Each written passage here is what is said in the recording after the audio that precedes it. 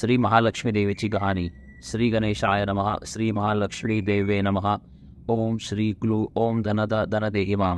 ओम धनदाय नमस्तुभ्यं निधि पद्मादिपाय च भवन्तु तत्प्रसादात्मने धनधान्यादी संपदा।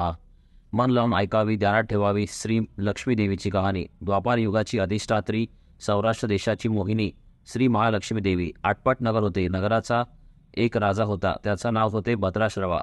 तो दयाळू, शूर व प्रजादक्ष होता। देवा ब्राह्मणांना, साधू संतांना सुखावित होता, आनंद देत होता। राजाच्या राणीचं नाव सूरचंद्रिका होते।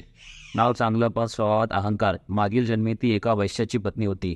तिचं नवऱ्याशी भांडण होई, भांडणानं वैतागली, रागानं घराबाहेर पडली। चालत होती अनवाणी रानातून, तिथे तिला दिसल्या सुवासिनी। त्या करीत होत्या लक्ष्मीचे व्रत, ते तिने पाहिलं। त्यांच्याबरोबर तिनेही व्रत केलं। दुःख विसरली, दारिद्र्य गेले, परिस्थिती सुधारली, देवीची भक्ती फळाला आली। कालांतराने ती मरण पावली।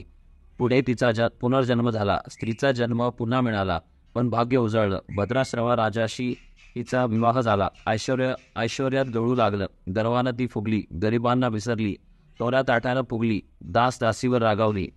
एकदा काय झाले, देवीच्या मनात आले, राणीला आपण भेटावं, मागच्या जन्माची आठवण द्यावी, ओळखते की नाही ते बघावं। राणी राजवाड्यात सुखाने राहत होती। राजाही कौतुककारी, तिचे लाड पुरवी।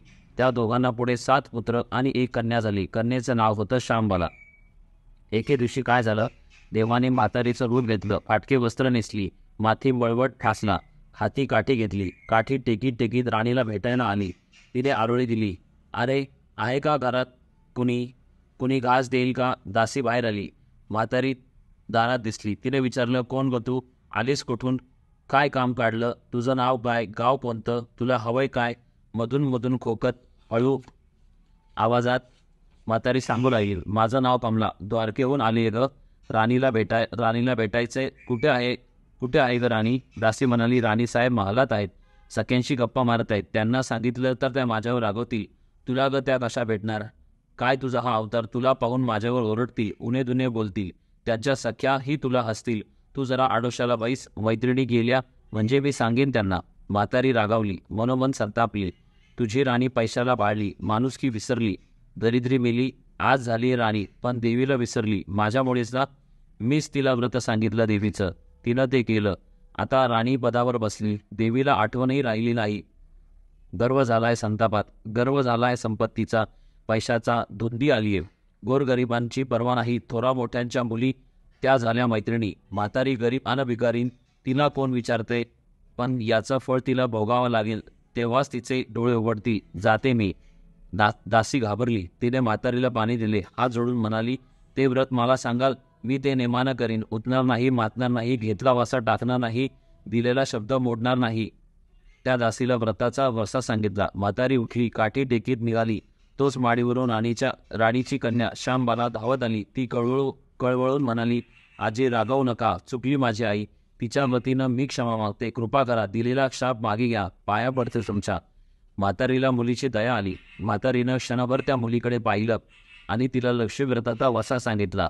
मुलीचा निरोप घेऊन म्हातारी निघणार, तोच राणी माडीवरून आली। दाराशी येते तर म्हातारी दिसली। राणी ओरडली, ए थेरडे, कशाला ग आलीस? जा इथून, उठ म्हणते ना, जातीस की नाही? दुसरी घरं नाही दिसली तुला? म्हातारीने संतापाने घराघरा डोळे फिरवले, कपाळावर आठ्या पसरल्या, ती तडक घराबाहेर पडली। दासीनं लक्ष्मी व्रत केलं, तिची स्थिती सुधारली, दासी पण गेलं, संसार सुखाचा झाला। पुढे मार्गशीर्ष महिना आला। पहिल्याच गुरुवारी श्यामबालेनं लक्ष्मी व्रतास सुरुवात केली। सगळे नेम धर्म पाळले। 4 गुरुवार तिनं लक्ष्मी व्रत केलं। शेवटच्या गुरुवारी यथासांग उद्यापन झालं। सिद्धेश्वर राजाचा पुत्र मालाधर, त्याच्याशी श्यामबालेचा विवाह झाला। राजवैभवातील श्यामबालेला राजवैभव मिळालं। हा आता लक्ष्मी व्रताचा प्रभाव। सुखासमाधानाला संसार चालू होता। भद्राश्रवा व सूरचंद्रिका राणीचे मात्र भाग्य फिरले। शत्रूने राज्यावर चाल केली। भद्राश्रवाचं राज्य लुबाडलं। सूरचंद्रिकेचं राणीपद गेलं। भद्राश्रवाला वाईट वाटलं। पूर्वीचे दिवस आठवले। राणावनात फिरून राजा राणी कष्टाले दिवस काढत होते। भद्राश्रवाला कन्येला भेटावंसं वाटलं। तो एकटा निघाला। चालून दमला, नदी काठावर विश्रांतीसाठी थांबला। नदीकडे येणाऱ्या राणीच्या दासीनं भद्राश्रवाला पाहिलं। घाईघाईनं ती राजवाड्यात गेली। राजाला सांगितलं, मालधरानं माणसं पाठवली, आणायला रथ पाठवला, सासऱ्यांना घरी आणलं. सन्मानानं नवी वस्त्रे व कंठीहार दिला. श्याम मला वडिलांची काळजी घेत होती. काही दिवसांनी राजाला वाटलं आता परत जावं. जावयाला तसं त्याने सांगितलं. मुलीचा निरोप घेतला. जावयाने मोहरा भरलेला हंडा नोकराकडे देऊन राजासोबत पाठवला. राजा घरी परतला. चंद्रिकेला भेटला. अंडा पाहून ती आनंदली. गाईला तिने झाकण काढले. आज बघते तर काय, तिला कोळसेच दिसले. सूरचंद्रिकेने कपाळावर हात मारला. नशिबाला दोष दिला. नवऱ्याला सांगितलं. ते ऐकून तोही चकित झाला. दुःख पाठला करीत होते. दारिद्र्य सरत नव्हते. चिंतेचे सावट पसरत होते. काळजीचा वनवा भडकतच होता. सूरचंद्रिकेचा एक एक दिवस दुःखाचा जात होता. एके दिवशी तिला मुलीला भेटावं, डोळे भरून पाहावं वाटलं. नशिबाचे भोग भोगायचे आहेत. सूरचंद्रिका घरून निघाली. मुलीच्या सासरी पोचली. तो दिवस गुरुवारचा होता. नदी तीरावर जनावरे बसली दमली होती. त्याच वेळी एक दासी नदीवर आली. तिने राणीच्या आईला ओळखलं. गाईनं ती महालात गेली. राणीला निरोप दिला. तुमची आई आली आहे. नदी किनारी बसली आहे. खूप दमलेली दिसली. तिला आणायला कोणीतरी पाठवा. श्यामबालेनं सारथ्यासोबत रथ नदीकडे पाठवला. आईला घेऊन यायला सांगितलं. राणी रथात बसून महालात आली. आईला बघता श्यामबालेनं आनंदाने मिठी मारली. मुलीचे वैभव पाहून तिचे मन तृप्त झाले. तोंडून शब्द फुटेना. आईनं स्नान केलं. मुलीनं तिला पैठणी दिली. सोन्या मोत्याचे दागिने दिले. आईचे रूप अधिकच खुलले. दुपारची वेळ झाली. श्यामबालेनं भक्तिभावानं लक्ष्मीची पूजा केली. आरती झाली. धूपदीपाचा वास दरवळला. श्यामबालेचा कडकडीत उपवास होता. भोजनाची तयारी झाली. तिने आईला जेवायला बोलवलं. सूरचंद्रिका पाटावर येऊन बसली. पण ती एकदम शांत होती. तिला मागचा जन्म आठवला. लक्ष्मीवृत्तेच्या कृपेने या जन्मी ती राणी झाली होती. ती म्हणाली, श्यामा, मी देखील तुझ्यासोबत उपवासच करीन. श्यामा म्हणाली, ठीक आहे. मार्गशीर्ष महिना होता. मुलीनं 4ही गुरुवार व्रत केले. ते आईने पाहिलं. तीही उपवास करू लागली. देवीला भक्तिभावानं प्रार्थना करीत होती. महिना संपला. घरी जायचा विचार ठरला. पोचावयाला श्यामबाला सोबत गेली. 4 दिवसांनी श्यामबाला निघाली. मालधार राजाने पाठवलेल्या पैशाचा हंडा घेतला. त्यात मीठ भरलं.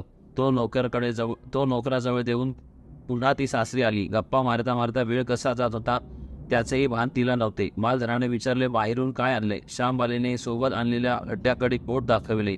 मालधाराने उत्सुकतेने झाकण काढलं. त्यात काय दिसलं? मिठाचे खडे. अगं बेडे, मिठाचे खडे कशाला आणलेस? इथे मिळत नाही का मीठ? मीठ मिळताना, पण हे मीठ माझ्या वडिलांच्या राज्यातलं आहे. वडिलांचे राज्य सौराष्ट्रात होते. त्या शेजारच्या समुद्राचं आहे हे मीठ. समुद्र तीरावर दूरवर माझ्या वडिलांचे राज्य होते. पण आज श्यामबालेच्या सांगण्यातील खोच राजाने हेरली. तो विचारात गुंगला. श्यामबाला म्हणाली, हे मीठ जीवनाचं अमृत आहे. अन्नाला चव येते ती मिठानेच. मीठ नसलेला पदार्थ आळणी. ज्याचं मीठ खावं त्याच्याशी इमानी असावं. त्याचं रक्षण करावं. कामात कसूर झाली तर प्रसंगी प्राणही द्यावा. मालधार राजा निश्चयानं उठला. त्याने आपले सेवक सासऱ्याकडे पाठवले. त्यांना बोलावून घेतलं. भद्राश्रवाला काय झालं कळलं नाही. तो ताबडतोब जावयाकडे आला. दोघांची गुप्त बैठक झाली. विचार पक्का ठरला. भद्राश्रवानं अनुमती दिली. मालधारानं मुख्य सेनापतीला तत्काळ भेटावयास बोलावलं. सेनापती आले. त्यांनी मालधाराला वंदन केले. आज्ञा करावी महाराज. ते म्हणाले, भद्राश्रवाचं राज्य जिंकलेल्या शत्रूवर ताबडतोब स्वारी करा. प्रत्येक सैनिकाच्या हातावर हंड्यातल्या मिठाचा एक खडा ठेवा. शपथ घेऊन प्रत्येकाला झुंजायला सांगा. राजाची आज्ञा झाली. तशी सेनापतीनं व्यवस्था केली. दुसऱ्या दिवशी सोबत सेना घेऊन बेसावं शत्रूवर चाल केली. शत्रूच्या राज्यावर सारे सैनिक फुटून पडले. मालधाराचे सैन्य बेभान लढत होते. शत्रू सैनिक जमिनीवर कोसळत होते. सूर्य पश्चिमेकडे जात होता. अंधार हळूहळू पसरत होता. शेवटी मालधाराच्या सैन्यानं शत्रूचा फडशा पाडला. अपूर्व विजय मिळवला. भद्राश्रवाचं राज्य पुन्हा मिळवलं. मालधाराला व श्यामबालेला ही आनंदाची बातमी सेनापतीने ताबडतोब कळविली. सैनिकांनी शत्रू राज्यातील खजिना लुटला. अफाट संपत्ती मिळाली. ती पोत्यात भरून मालधाराकडे आणली. त्यात सोन्याच्या मोहरा, बरीच नाणी आणि शस्त्राचा साठाही होता. मालधारानं भद्राश्रवास सूरचंद्रिका राणीस घेऊन यायला सांगितलं. ती आल्यावर घरात आनंदाला उधाण आलं होतं. तो होता गुरुवार. श्यामबालेने लक्ष्मीव्रताची पूजा केली. आरती झाली. धूपदीपाचा सुगंध दरवळला. तिने व तिच्या आईने उपवास केला. रात्री देवीची आरती झाली. देवीला नैवेद्य दाखवून सर्वांनी पक्वान्नाचं जेवण केलं. मार्गशीर्ष महिन्यातला हा शेवटचा गुरुवार. लक्ष्मीव्रताचा शेवटचा दिवस. मंगल मुहूर्ताचा दिवस. मालधारानं भद्राश्रवाचं राज्य त्याच्या स्वाधीन केलं. त्याने या व्रताची सांगता झाली. राजा राणी सौराष्ट्रात आले. सूर्यचंद्रिकेने पुन्हा लक्ष्मी व्रताचा वासा घेतला. तो आजन्म पाळला. घरची स्थिती सुधारली. राजाचे 7 पुत्र दूर देशाहून अचानक घरी आले. त्यांना पाहून आई वडिलांना आनंद झाला. त्या व्रतामुळे राजा राणी सुखी झाले. दुःखाचे वादळ सरले. अशी 60 उत्तराची कहाणी. 5 उत्तरी सुफळ संपूर्ण. सर्वांनी देवीला वंदन करावे. त्यांचं घर सदैव आनंदित राहावं अशी लक्ष्मी देवीला प्रार्थना करावी. श्री